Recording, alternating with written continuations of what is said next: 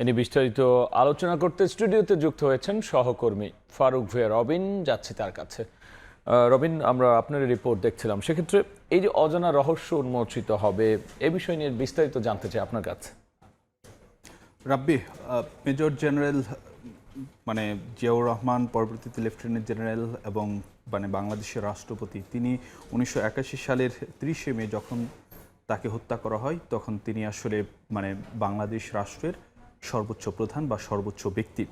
তো তখন তাকে যখন হত্যা করা হয় এবং তার পরবর্তীতে অনেক সময় গড়িয়েছে, কিন্তু এখনও পর্যন্ত সেই ঘটনার যে প্রকৃত চিত্র বা নেপথ্যের যে তথ্যগুলো সেগুলো কিন্তু আজও অজানা অনেক কিছুই রয়ে গেছে। তো সেই জায়গায় আজকে যখন অবসরপ্রাপ্ত মেজর মুজাফফর হোসেনকে গ্রেফতার করা হয়েছে, তখন কিন্তু বিশ্লেষকরা মনে করছেন যে অমীমাংসিত যে অনেক রহস্য সেগুলো উদ্ঘাটনের সুযোগ এসেছে। কারণ যেহেতু অনেক তথ্য এখনও অজানা রয়েছে এবং অনেকগুলো বিষয় এখনও কিন্তু যে রহস্যের মধ্যে রয়েছে। তো বিশ্লেষকরা যেটি ধারণা করছেন যে মেজর মুজাফফর হোসেনকে জিজ্ঞাসাবাদের মাধ্যমে সেসব অজানা বিষয়গুলো কিংবা রহস্যের মধ্যে যে বিষয়গুলো রয়েছে সেগুলো উন্মোচন করা বা সেগুলো জানা সম্ভব হবে।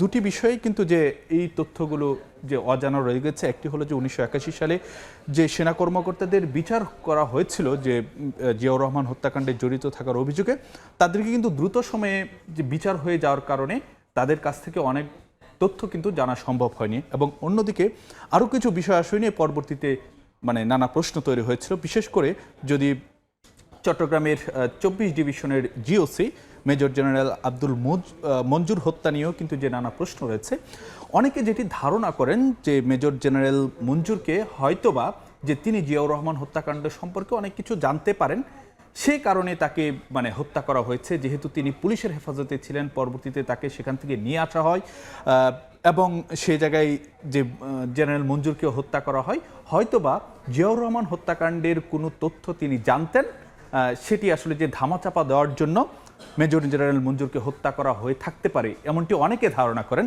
তো হয়তোবা যেহেতু আজকে মেজর মুজাফফর হোসেনকে গ্রেফতার করা হয়েছে এবং তিনি একমাত্র ব্যক্তি যিনি সেদিন জিয়াউর রহমান হত্যাকাণ্ডের সঙ্গে সরাসরি জীবিত থাকা যে সেনা সদস্যরা ছিলেন তাদের মধ্যে একমাত্র জীবিত থাকা ব্যক্তি এখন পর্যন্ত, হয়তোবা তাকে জিজ্ঞাসাবাদ করে এরকম বিষয়াশয়গুলো সম্পর্কে একটি সুস্পষ্ট ধারণা বা তথ্য বা রহস্য উন্মোচন করা সম্ভব হতে পারে বলেই কিন্তু মনে করা হচ্ছে। এবং এই জায়গাটিতে প্রকৃত তথ্য উদ্ঘাটন করার জন্য বিশ্লেষকরা মনে করেন যেমন মেজর মুজাফফর হোসেনকে জিজ্ঞাসাবাদ করা উচিত, ঠিক একইভাবে জাতীয় পর্যায়ে যেন একটি তদন্ত কমিশন গঠন করা হয় এবং তার মাধ্যমে যেন এই প্রকৃত সত্যটি সামনে নিয়ে আসা হয়। এমন এই আলোচনা যখন করছি তখন এই কদিন ধরেই কিন্তু আসলে এই যে মুজাফফরকে নিয়ে আমরা কথা বলছি, তিনি আসলে কে, তার বিষয়ে কিন্তু মানুষের অনেক আগ্রহ জন্ম নিয়েছে।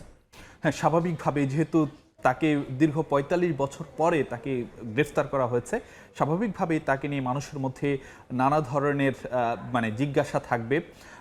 তো সেই জায়গাতে যদি জানাতে চাই যে এই অবসরপ্রাপ্ত মেজর মুজাফফর হোসেন তিনি যে চট্টগ্রাম সার্কিট হাউসে যে সশস্ত্র সেনা সদস্যরা গিয়েছিলেন তাদের মধ্যে তিনিও ছিলেন এবং তিনিও যে সেই সেনা কর্মকর্তাদের একজন।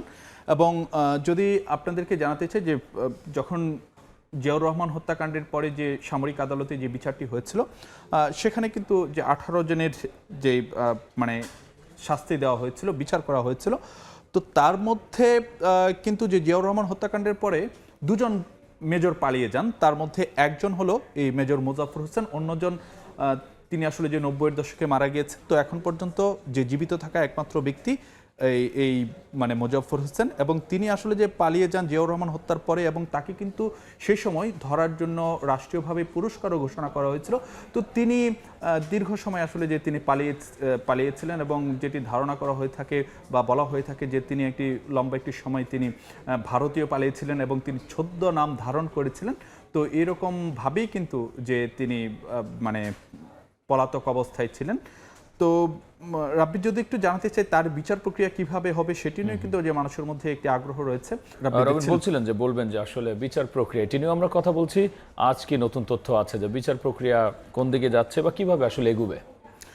না, গতকাল যখন মেজর মুজাফফর হোসেনকে গ্রেফতার করেছিল গোয়েন্দা পুলিশ অর্থাৎ ডিবি পুলিশ, সেদিন তাকে আসলে যে সকালে গ্রেফতার করার পরে সন্ধ্যায় কিন্তু যে সেনাবাহিনীর কাছে তাকে হস্তান্তর করা হয়েছিল। তো বর্তমানে তিনি এখন সেনা হেফাজতে রয়েছেন এবং স্বরাষ্ট্রমন্ত্রী তিনি আজকে যে কথাটি বলেছেন যে অন্যদের যেভাবে বিচার হয়েছে তাকেও আসলে যে সেই একই প্রক্রিয়ায় বিচার হবে, অর্থাৎ তিনি আসলে যেটি জানিয়ে দিলেন এর মাধ্যমে যে মুজাফফর হোসেনের বিচার প্রক্রিয়াও বা বিচারও কিন্তু সেই একইভাবে হচ্ছে, অর্থাৎ সেনা আইনে হতে যাচ্ছে। এবং একটি বিষয় যদি আপনাদেরকে জানাতে চাই যে 1981 সালে যে সামরিক আদালতে 18 জন সেনা কর্মকর্তার যে বিচার হয়েছিল সেখানে 13 জনকে মৃত্যুদণ্ড দেওয়া হয়েছিল এবং বাকিদেরকে বিভিন্ন মেয়াদে সাজা দেওয়া হয়েছিল।